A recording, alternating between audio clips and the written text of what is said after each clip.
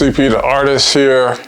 Haven't been doing much of this in a while. I was just grieved since the October 7th attacks on Israel by a Palestinian group called Hamas. During that time, there was a lot of information that had to come out that I needed to understand because I don't know much about geopolitics for me to make a statement. And doing my research and doing my due diligence first, I just came across more and more idiosyncrasies and realizing how complicated this issue was in the Middle East, particularly with the Palestinian people and the Israeli government. Now, me being a Christian, I try to get my information from Christian sources, but there was something about the messages that I was getting that just seemed one-sided,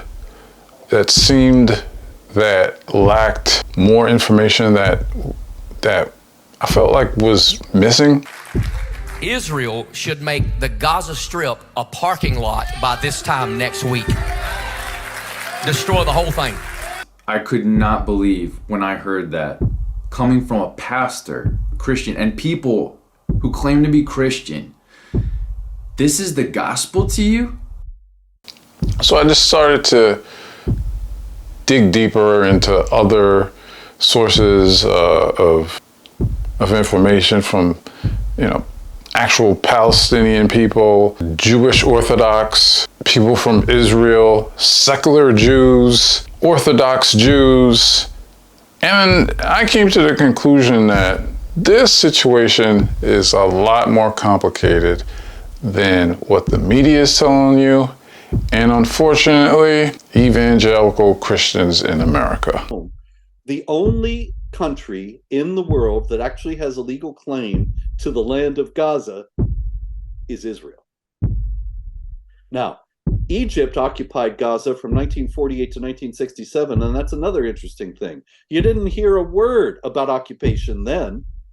And that's because this is really a religious conflict, and it's all about hating Jews. The nationalist movement of people who estranged themselves from God, from the Torah. They were non-religious. I always like to carry around the picture of the first, this was the Declaration of Independence, the first Prime Minister, David Ben-Gurion. And they're making a so-called Jewish state, 1948. Yes. And so it's Jewish. Supposedly they're returning to God. They're saying it's the end of exile, and not one of them is covering their heads. So you see what the falseness of it. But still in all, the Zionists, they put on a facade and of Judaism. They incorporated religion in order that the world should say, oh, it's a religious thing, we have to support them. The evangelistic Christians and the millions and millions support them. Jews who don't know the Torah well, unfortunately, the more non-religious, and they say, oh, and they have this emotional playing, it's we're returning 2,000 years, we're in exile.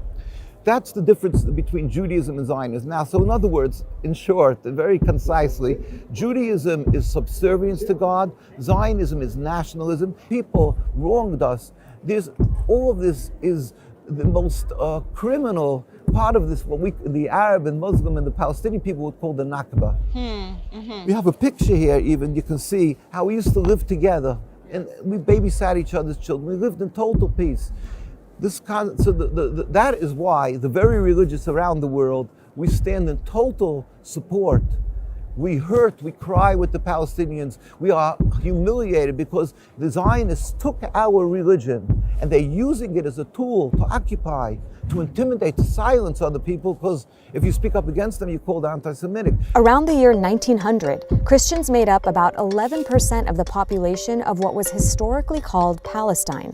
That's now down to less than 2% in all of Israel and the occupied territories. The decline is much more pronounced here in Bethlehem. 70 years ago, the area was 80% Christian. Today, that number is only 12%. Why are the numbers of Christians specifically dwindling here? Like all Palestinians, we live under Israeli reality, Israeli oppression. Here in the West Bank, in Bethlehem, we live under the Israeli military occupation, where we suffer from restrictions of movement, very limited opportunities economically, overall, the quality of life here is very difficult. We send a message to the global church, telling them, we do appreciate your support, we do appreciate your solidarity, but you need to repent on ignoring the Palestinian people for such a long time, on ignoring the Palestinian Christians for such a long time.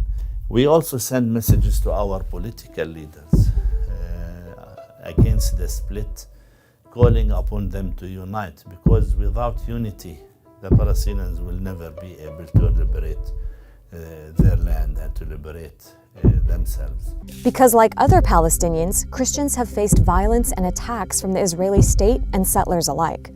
One shocking recent example of an attack on Christians at the hands of Israel was this. In May 2022, Israeli forces attacked the funeral procession of Palestinian Christian and renowned Al Jazeera journalist Shireen Abu Akleh. She was shot in the head by an Israeli soldier while reporting in a helmet and flak jacket clearly marked as press. It was extremely upsetting. Even just her funeral, it was under attack. It was probably one of the biggest events that I've seen in my lifetime, where you see both the Palestinian struggle and Christian symbolisms sort of in one place. They were both Muslims and Christians praying together. Often there's this desire and interest to see Palestinians split on the basis of religion, and by the West also a narrative where Muslims are persecuting Christians, but here we saw all Palestinians coming together.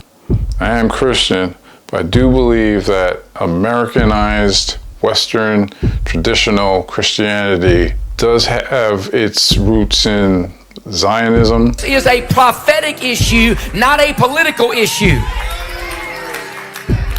The moment this nation turns on that nation, we are sunk. We're done. I mean, it does has its roots in, capitalism, and a lot of it is not Jesus oriented. But let me be clear on something. I've never been anti-Semitic, and I will never be anti-Semitic, period. What I am is anti-oppression, anti-colonialism. I struggled with picking a side, and I'm not picking a side in this at all. I had Christian friends speak negatively. I had my Muslim friends speak negatively. I had Jewish friends speak negatively about other people.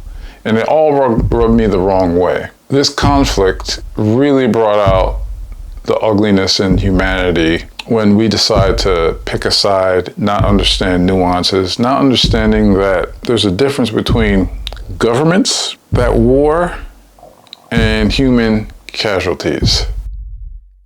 The rockets is coming from Gaza. That's not right.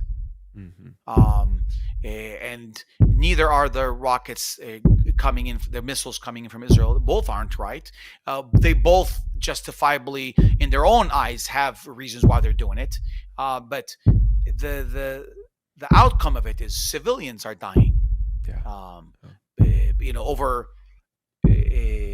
3,000 Palestinian deaths on the Gaza border. These are lives we're talking about. And over 1,400 today, they're saying of Israelis dead. These are lies. I challenge my Christian brethren and sisters to be more like Christ. The Bible does promote Jesus as the peace lover. It doesn't promote him as this military-minded person that is looking to wipe out a race of people. Now, on the geopolitical side, people have to also be very careful and understand that this is not a war that we actually see. Like Hamas, they're getting their weapons from somewhere. People say it's Iran. People say either Syria or Lebanon. That's where they're getting their weapons. So this is a lot more bigger than what we expect. Israel is going to win this conflict no matter what in Palestine. But in that, the death toll of innocent people is horrendous. And the problem I have is this bloodthirst that, quote unquote, people that say this is for God and by God and so forth and so on. by all means necessary, win this conflict, that really rubs me the wrong way. I know war is ugly and so forth and so on, but just because someone believes that you go too far doesn't mean they are anti-Semitic. That doesn't mean that they are pro-terrorist organization. It just means that we care about human lives, babies, women, children, men that have nothing to do with it. Most of the Palestinian people, they throw rocks. They throw rocks. Let's be honest, they throw rocks. This is not like, people run around with tanks and everything like that. Israel has one of the biggest and best militaries close to America. That's nothing America. America is now in another proxy war. Now they plan on giving billions of our tax dollars, to fund another war when we are warring with inflation. And, it's just a matter of time where the world's just going to be sick and tired of all that's going on. The ends don't justify the means right now. With all that said, I'm praying. I'm praying for peace. I'm praying for the Lord of peace. I'm sad that anytime you have a nuanced opinion, you're pro this, you're pro that, there's a lot of virtue signaling going on that is just disgusting. Maybe people are being honest, people are being, sick of seeing young, innocent lives die. So that's my take. Unfortunately, please pray for the Middle East. Pray for the safety of Israel. Pray for the safety of Palestinians. And that's my message, point blank. I'm praying for both sides. It doesn't have to be either or.